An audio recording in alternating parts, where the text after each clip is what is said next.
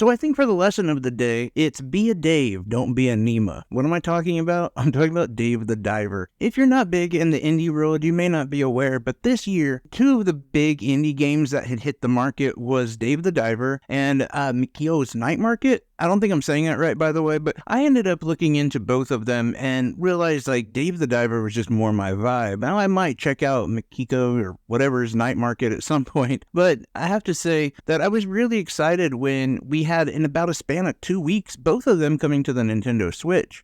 With Mikiko's Night Market coming out about 2 weeks ago and Dave the Diver coming out last Thursday. So I was excited to play it and I spent a good chunk of time playing it. I will be honest with you guys, I haven't beat the game yet. I'm really far into it, but I've decided to kind of slow things down. There's a way that you can play this game where you're just going through the story, and then there's more of an exploration aspect of it. More of a completionist route if you want. And I've just been enjoying that world. But I feel like I've got enough of it down where I can give you guys a good review. So before we start that though, please hit that like and subscribe button. Doesn't cost you a thing. It means a lot to the channel. Helps us grow, share, do all that other stuff. I really appreciate each and every one of you. So anyway, looking at Dave the Diver, the story of it is pretty simple. As you play as Dave, obviously you are a diver, but you're on vacation and your friend Cobra hits you up and says, hey, there's this thing, this deep blue hole that is in this part of the ocean that I think we have a money-making opportunity. Now, Dave, of course, he's a diver. He's kind of interested, but more interested in the money aspect. What do you mean? He says, well, I want to open up a restaurant, a sushi restaurant.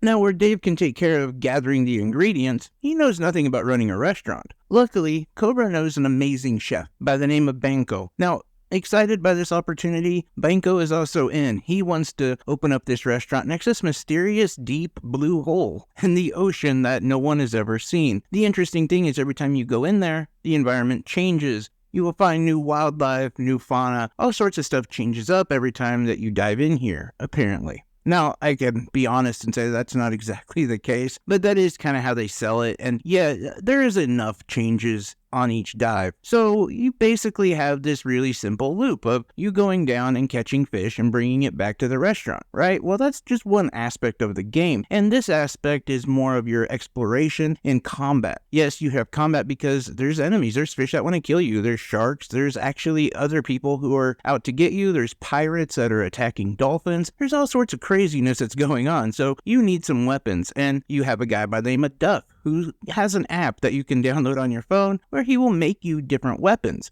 The cool thing is you can find weapons down below, but you can't bring them up. So with that information, Duff can actually work on blueprints. So the more often that you find weapons and use the weapons, you can unlock weapons to be made for you once you collect the materials. There's also a card collecting aspect of the game where just by seeing different fish and catching them and fighting them, you will unlock different cards in this app that is it's basically just for card collecting. I haven't really noticed a big use for it. There is also like an eco watch where you're essentially capturing different wildlife for scientists to study, and then you'll actually earn different rewards based on how many things that you've gotten and collected. All of this is just small parts of the game that really add up to being a very full experience. Now, aside from just collecting fish and exploring dark caves and using different weapons and also different accessories that come up, you actually have a whole other aspect of this game, and that is actually running the restaurant. You see, at the beginning of it, it's just you three, and Cobra doesn't really do anything besides provide the money, which you really start to learn that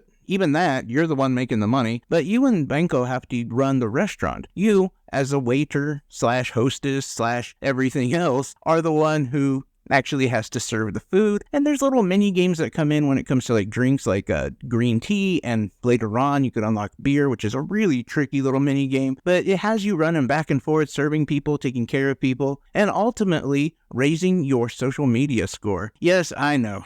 Like, this is the one thing that just kind of everywhere. You can't get away from social media. But this is actually pretty cool. This app is called Cooksta, and it's essentially a way that you can level up your restaurant. You can get more customers. You can unlock new recipes. All of this is actually just part of using the app. And honestly, you don't really have to do much with it. you can go through and kind of like pictures and stuff like that, but the most important thing that you really do on it is just level up the restaurant, and the game will prompt you when you're at that point. So back at the restaurant, there's so much more to do. You can hire different employees, and one thing I really like about the employee hiring process is the fact that every employee can pretty much do anything. You just have to look at their stats and see where they best fit. But if you have a situation where you have pretty much an all-around employee, you can kind of move them from the kitchen to waiting on the customers, and it's just kind of cool that you can do that. Not to mention, and I hope I get the video, but you can hire a dude with a hockey mask, so that's pretty cool. He cost a lot of money, but he was worth it, trust me. You don't like the way your restaurant looks? You can actually change that up too. There is a lot of unlockables, from just the way the bar looks, or the restaurant, the lighting, all the things that you would want to change, from decorations to, well, pretty much like I said, like everything. You can buy and you can upgrade or change, and this will actually affect how people feel about your restaurant, and most likely it'll give you more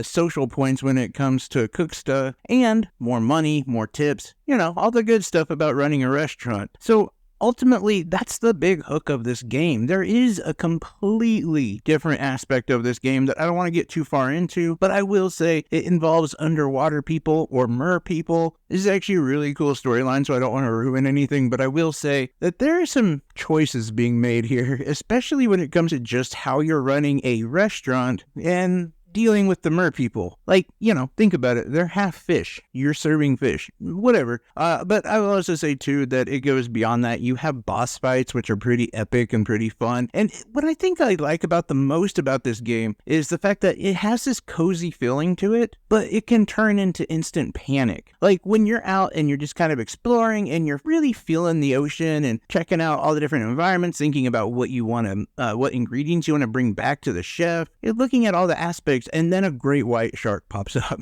And let me tell you, this is the one thing that I will say about the game that takes a little bit of time, is the controls. The controls are a little bit weird. And I mean that when it comes to using your harpoon and using your weapons. It has an interesting targeting system that is pretty easy to get used to, but it's slow. And what I mean by this is pulling out your harpoon or your weapon takes just like a half a second. You're not out there just shooting, running, gunning all these poor little, underwater creatures. Now, granted, when you run against like a great white, you really would prefer that. But I think that's part of the reason. Like, I think this was done on purpose, partially because you are underwater, but also because it's not really the style of game. This isn't like a run and gun type game. But I will say, too, that while talking about the controls, one of the aspects of catching the fish with your harpoon involves like a mini game. Sometimes you have to spam the button A, or you have to move your analog sticks or whatever. And I will say this. Now, there's times I felt like, man, this is going to break my controller because of how much you have to like really get into it for it to work, if you want it to work really often. But if you are a person who's worried about damaging your Joy-Cons, just keep harpooning them over and over, and eventually it becomes easier. Or you can just go and, use your knife or a melee weapon at the end of the day. You don't have to go through this mini game process, but it does make the game a lot quicker and a lot easier, especially while you're exploring. And early on, this does become kind of important because you don't feel like you have a whole lot of time underwater. You have a very limited oxygen supply, and this becomes strategic as there are different little hubs or little areas where you will be able to refill that, but you have to kind of know where they're at, and you have to kind of keep that in your mind as where you can go back, and also realize that your oxygen is also your health bar, so if you get attacked or something like that, your oxygen depletes even quicker. So there's definitely some strategy when it comes to exploring, and this is really prominent early on, I'll be honest. As you get further in the game and you upgrade your suit and your oxygen tanks, you have so much usually, it doesn't even matter. But I would say around like just the first chapter, this is something to keep in mind. Ultimately, I really like Dave the Diver. This is such a fun game, and I like Dave. Like I said before, be a Dave, don't be a Nema. Dave is like always happy. He's always excited to jump in to like help people or just do whatever. All these people come up to him with all these requests and all this stuff, and he's just happy to keep doing it. And actually, the funny thing is, Dave's attitude is quite infectious, and it actually plays a role in the whole story overall. I just like this game. I love this character. The pixel art is mwah. There's so many good things about this game that I really think it's well worth the price, and I can see why so many people like it.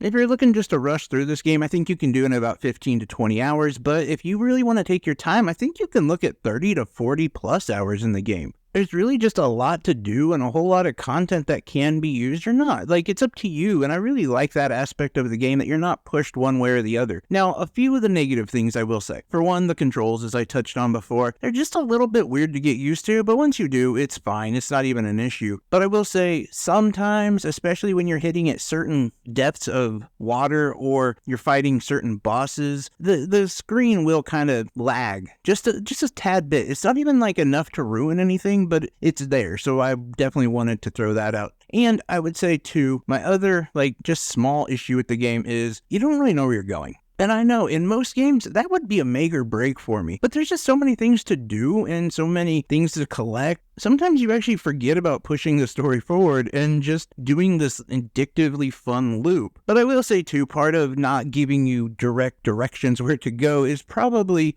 to encourage that exploration. And I can definitely agree, in most games it's annoying, but in this game it's actually pretty cool because even the exploration itself won't miles away from where you're supposed to go. Even though it is quite heavy on exploration, your exploration is still limited, especially when the story is involved, because there's just certain areas that are off limits until you unlock that. So you will eventually find what you're looking for. It's just maybe not every dive you're going to get directly to a point where you're pushing the story forward. And again, that becomes part of the game because, as I said, sometimes you jump down there and you're just collecting ingredients, and you do have a limited amount of stuff that you can store. And oftentimes you just want so much that you want to bring back to the story, you don't really even care about the story as much. You figure, I'll get it next time or the time after. Ultimately though, Dave the Diver is a 9.0 out of 10. I really love this game, but let me know what you guys' thoughts are. Are you excited for this one? Have you heard about it? Is this one you're definitely planning to pick up, throw on the wish list? Anything and everything. I appreciate each and every one of you. Love y'all. Bye-bye.